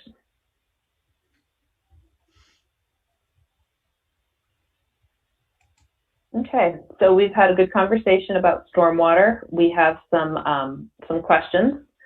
We have some options as a board. We can continue this hearing to our next meeting, which is 2 weeks from now, pending and use that time period to get additional information after consultation with Public Works. And what was the other thing we were going to, there was another consultation. It was mostly consultation with Public Works and making sure about the flows if Public Works has information.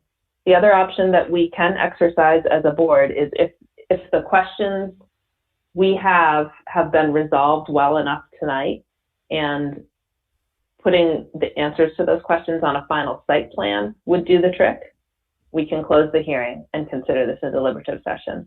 But once we close the hearing, we can't take more evidence. So I'd like to have board members talk a little about whether we need more evidence to make a decision on this, and what that evidence would be, or whether we feel prepared to deliberate.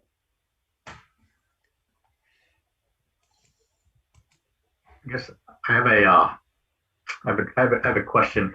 So minus the steep slopes and the driveway spacing, if it weren't for those two issues, would this have still come before the DRB? No, I would be working out these details with the applicant and Department of Public Works, because there's a more flexible time frame for the administrative permits. But once an application has come in and is technically complete, we have a set schedule for getting here to the DRB. Right. Great. So I want to rephrase what Rob said, because I think it's important. Every project like this one has to meet stormwater requirements. We happen to have the opportunity to be looking at them tonight because there are two other things going on here, one having to do with driveway spacing, one having to do with steep slopes. So while this conversation is very valuable, I will note that this application is getting a little more scrutiny because of that. And these problems would be solved at the administrative level were it not for these other also important issues. So I just want to be really clear about Rob's comment. Just on my 2 cents worth on this, I do think that this is important to get the water issue as nailed down as we possibly can. And if this was another site, I might be comfortable with just moving ahead with condition and doing it with conditions. But I'm inclined to want to get more DPW input and continue this to the next meeting, just Okay. for discussion. Okay. Thanks, Kevin. I have a question. Are Go we ahead, waiting for any DPW input on the steep slopes or the driveway spacing?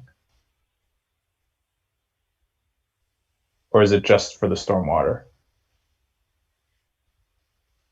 I believe it's just stormwater. Is that right, Meredith? Well, I mean, that's if you feel like you have enough comments from them on those other two issues, then yes. I mean, that's sort of your call in a way. I would feel comfortable with getting, if this were an administrative permit, I'd want a revised site plan with the modified driveway dimensions on it and make sure DPW approved that. I wouldn't ask for more on the steep slopes because DPW's approved that. They like the information they got. There would need to be clarity on those existing and proposed contours, but that has to do with the stormwater and erosion control, not the steep slopes criteria. Okay. Thank you.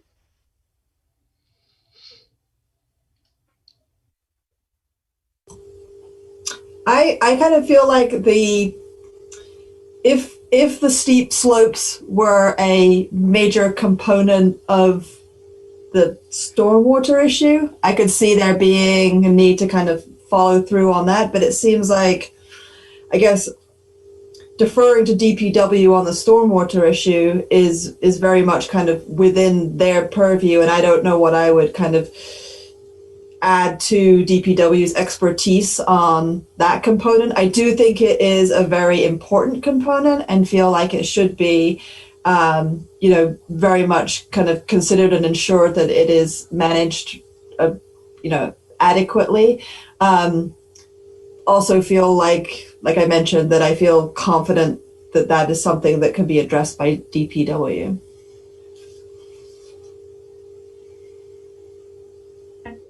Thank you all.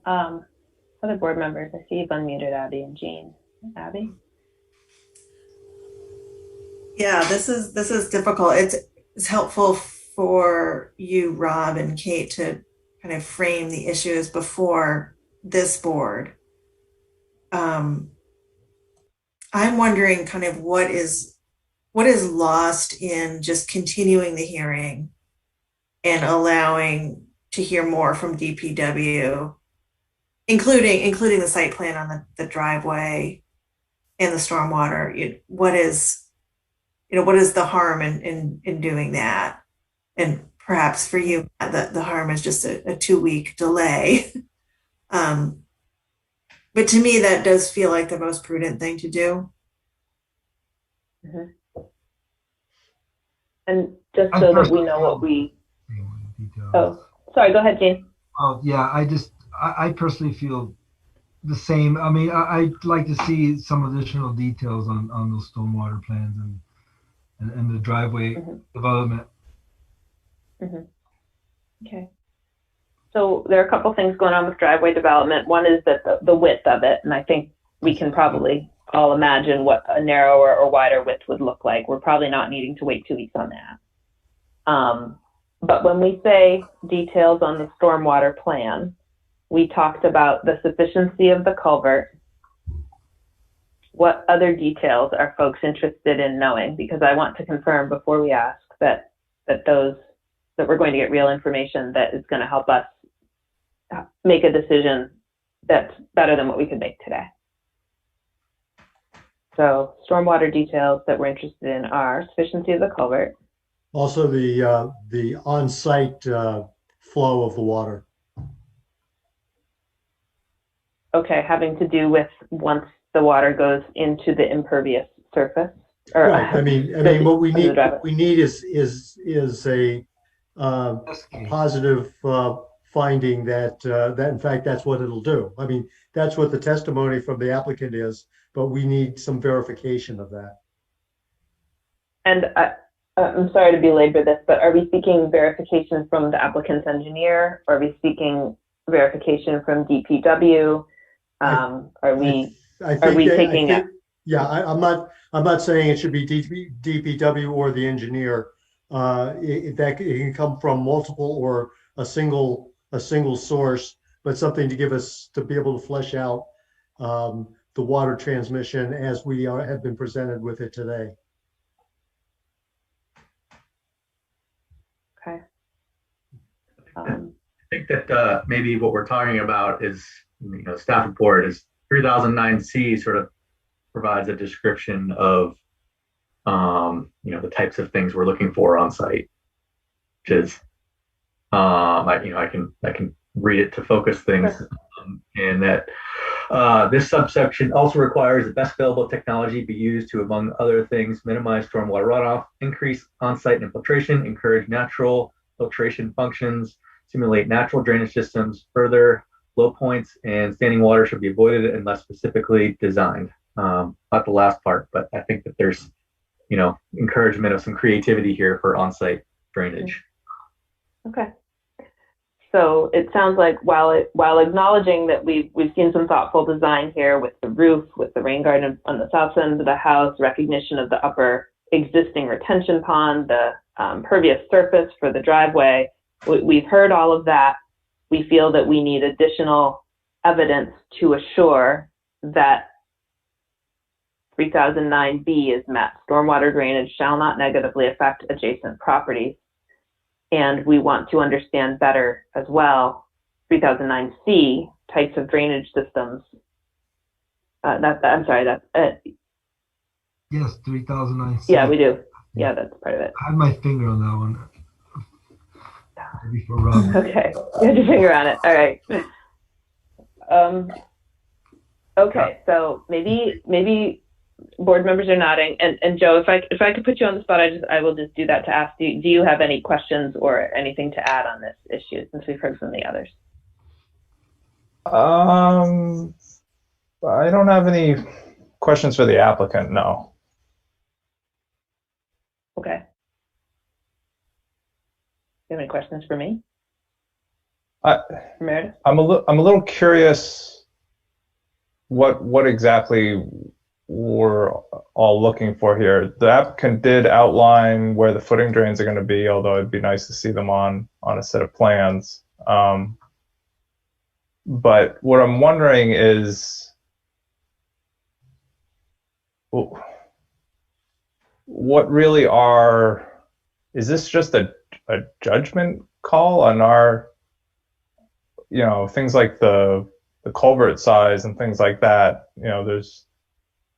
I'm not sure why we want to know that, I guess, is what I'm saying. I understand that overall we want to make sure that the site doesn't impact other adjacent properties, but seeing as this would not even be before the board if it wasn't for the driveways and the extremely minimal steep slopes, how would this all be taken care of if the driveways and steep slopes weren't an issue and this wasn't before the board?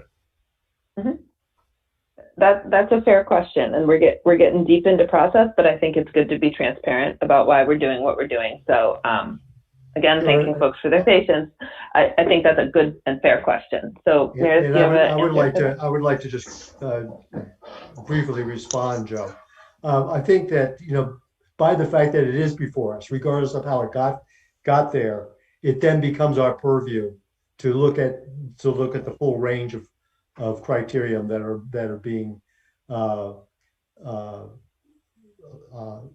analyzed here. So even though it wasn't stormwater that got us there, we can now take stormwater and address it. Okay, I understand that. I guess what my question was, I think it's a significant issue. I mean, I think we make judgment calls all the time. And this is just one of those cases where, personally, I feel it's appropriate. I agree that it's a significant issue. I think stormwater management is probably the most important part of site design. What I'm wondering is, if it wasn't before the board, what is the process for, the permitting process I know that goes through the state, and I'm assuming there's something for the town as well? Do you want me to speak to that, Kate? Yes, please. Okay. So, as to the state permit requirements, there's specific standards for that. And a single, as far as I know, a single family home on a parcel this size isn't going to trigger that. That's not my area of expertise. For stormwater here in the city, if it's not something that goes to the Development Review Board, if it's an administrative permit where there are changes being made to the grade or new impervious surface being added, we look at it here in the office and we coordinate with the Department of Public Works. And we pretty much always wait for DPW sign off. And part of that is because, one, they're the experts, but also they manage any city stormwater permits. The city has several state stormwater permits for different areas, different neighborhoods of the city, often associated with streets that they have redone, and that links all into part of the Lake Champlain watershed. So there are even instances where an application that does not require a zoning permit, we still actually need to flag it for Department of Public Works if it increases impervious cover on a parcel that is associated with one of those state stormwater permits. But in general, we wait for DPW sign off. In this instance, we don't have it yet because they wanted some more clarity on how stormwater is being dealt with. As has been discussed here and highlighted by Kevin, the way Montpelier works, once part of an application triggers DRB review, the whole thing goes before you. I can lay out my staff report what I would conclude based on my review of the provisions that would normally, that don't trigger DRB review, but it all comes down to you. And so instead of basically one mind in DPW, it's 7. So it really, the whole thing is in your court ultimately. Okay. So we can bypass the normal process by approving this. Is that what you're saying? I don't want to say you're bypassing the normal process, because at this point I would be going to DPW to get more information, and if DPW says, well, we can make suggestions, but the applicant needs to get an engineer to show us what it's really going to look like, because DPW isn't going to redraw the site for them. Mm-hmm. Then there's some back and forth. DPW can push back on somebody saying, nope, you need an engineer to show me what you're doing. Right. It's the same process. You're just standing in what would normally be my shoes. Okay. Big shoes to fill, Meredith. That's why there's 7 of us. So here's what I'm going to propose, given what we've heard. I've listened to who on the board is interested in more information and who thinks we could probably proceed, and we're about split. But as I said, there's 7 of us. That's not an even number. We do not have approval from DPW as we might normally have, and we have heard from some concerns about the neighborhood at large. So I am going to propose that we do continue this hearing to a time and date certain in order to obtain additional information about stormwater and DPW sign off. It's not a motion, it's just an idea. It could turn into a motion if others agree. I motion to continue the hearing to allow applicants to provide those details. I just have one quick question for the applicant in that case. Okay, let's Matt, do that. Joe, let's get a second and then have discussion of the motion. Or discuss. No, I'm sorry. Process-wise, would you withdraw your motion, Jean, in order to gather? Thank you, Joe. Please go ahead. Thanks. Matt, I just wanted to ask what the 2-week delay would do to your project. I'm just curious if it's no issue at all or if it is an issue. Well,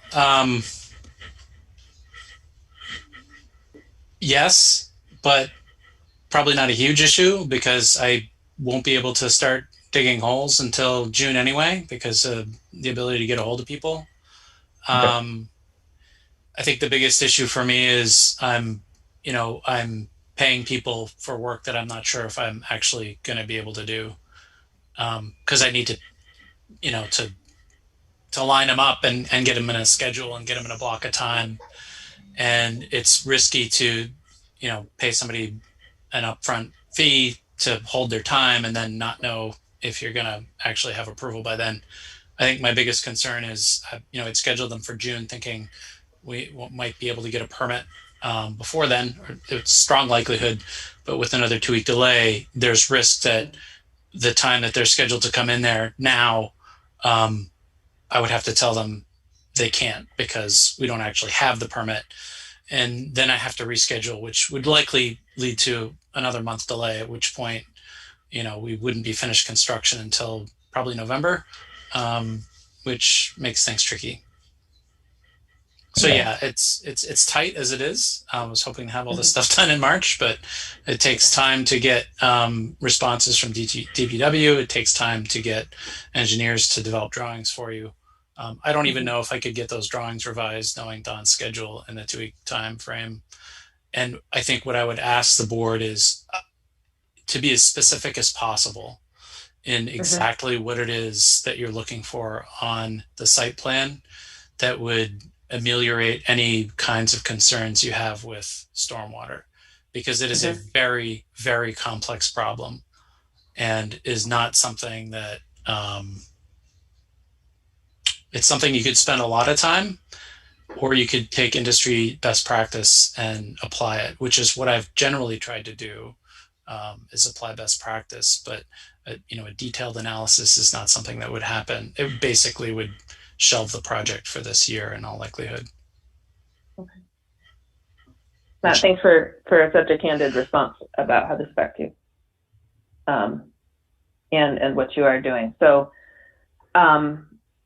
so backing up in my notes a little here, the stormwater details that we're looking for have to do with the sufficiency of the culvert. DPW's look at that.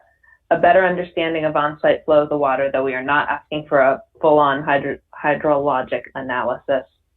And ultimately, something that would not necessarily, may or may not need to be done with the engineer is the sign-off from DPW. And Meredith, do you think DPW can get the applicant and the board information before the next meeting? Because it's also hard to receive the information at the meeting. Yeah, I think they can. Okay. And I would be pressing them for that. Okay, thank you. That would be very supportive and helpful. I know they do their best.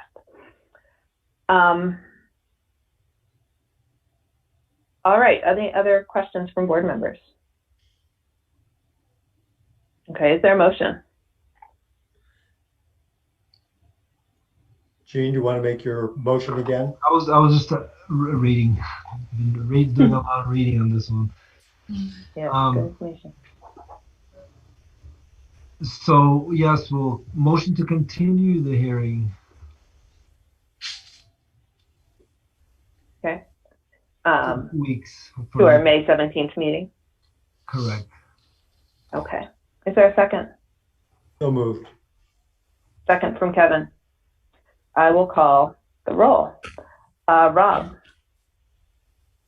Yes. Abby. Yes. Joe. No. Jean. Yes. Claire. No. Kevin. Yes. And I vote yes. The motion carries to table this to our next and continue discussion. It will be the first item on the agenda at our next meeting. Okay. As I hear Matt's request for as much specificity as possible on what needs to go on the site plan, because there's no need to go back and do this 2 or 3 times to make efficient use of time. So we talked about the drain footings, we talked about the driveway width. And Meredith, could I rely on you to provide notes on other items that need to go onto the site plan? Yes, for sure. Okay. Thank you very, very much. All right, folks. That concludes unless there are any final comments or questions about what's next, that concludes our discussion of this application. And Matt, any last questions, I'd be happy to try and answer. I think the one comment from Department of Public Works relating to the footing drains those are all very simple problems to solve. The hardest problem to solve is how the drainage gets treated from the gravel drive. But I'll speak to Don and see what creative ideas he has and try to apply them to the drawing in a way that shows them accurately and shows that drainage being diverted to the ditch. Sounds great. And perhaps your answer is going to be that the soil is such that it's infiltrating. I think it's just a matter of knowing a bit more about how much is going where for the sake of the board, which we very much appreciate. Thank you. All right. Moving on to the next item in our agenda is other business. Our next meeting is May 17th, same time, 7 o'clock. We'll discuss this more. And Meredith, do you know if there's anything else on the agenda for that meeting? Yes, there is. There's another application. Okay, very good. All right. Any other announcements, Meredith?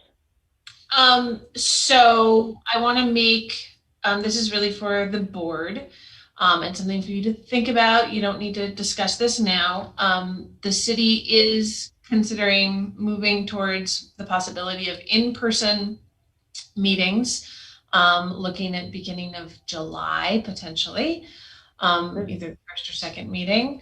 My understanding is that boards and committees may have the option of choosing whether to go fully in person or do a hybrid model, where the board members, if they so choose, would probably be attending from home, but we would need to, by July, we will need to at least provide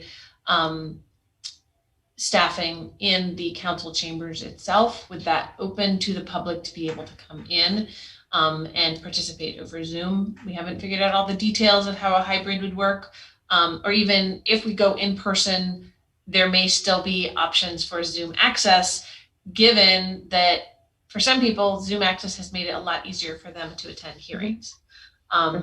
So there's a lot of details to work out, but it's something for the board to think about and for individual members to think about. And feel free to shoot me emails with your thoughts on how you would feel comfortable starting in July, potentially, with in-person meetings. So maybe at our next... I was just going to say, thank you, Meredith. That's great news. It's wonderful that we're actually moving into the next phase of this unusual event. Yeah. So might I propose that we hear an update from Meredith at our next meeting, at the end of our next meeting, on any further details about what that reopening would look like, and then maybe put on our first June meeting an agenda item for discussion, when board members can share, if they wish, their preferences, and we can also invite public feedback on what sort of model works, whether the Zoom model is a valuable thing to maintain in some way, because I can see how it would be. Yes. Great. All right. Is there a motion to adjourn the public meeting into executive session? So moved. Motion by Abby. Second. Second from Joe. I will call the roll. Rob? Yes. Abby? Yes. Joe? Yes. Jean? Yes. Claire? Yes. Kevin? Yes. And I vote yes as well. The motion passes unanimously. The meeting is adjourned. Let's reconvene in the executive session link, or deliberative session. We call it deliberative session, in 5 minutes. Sounds yes, good. Meredith. I haven't sent around the link yet. Sorry, I got distracted. There are too many things going on today. Because I have to wait till I see who's on to send it out. So maybe give me 10 minutes so that I can actually set up a meeting. Yes, that's fine, Meredith. 10 minutes for the DRB, and thank you everyone else who attended. Matt, thank you very much. No, thank Jared, you. thank you. Appreciate it. Thank you all. Alrighty. Have a good night. See you in 10. Bye-bye.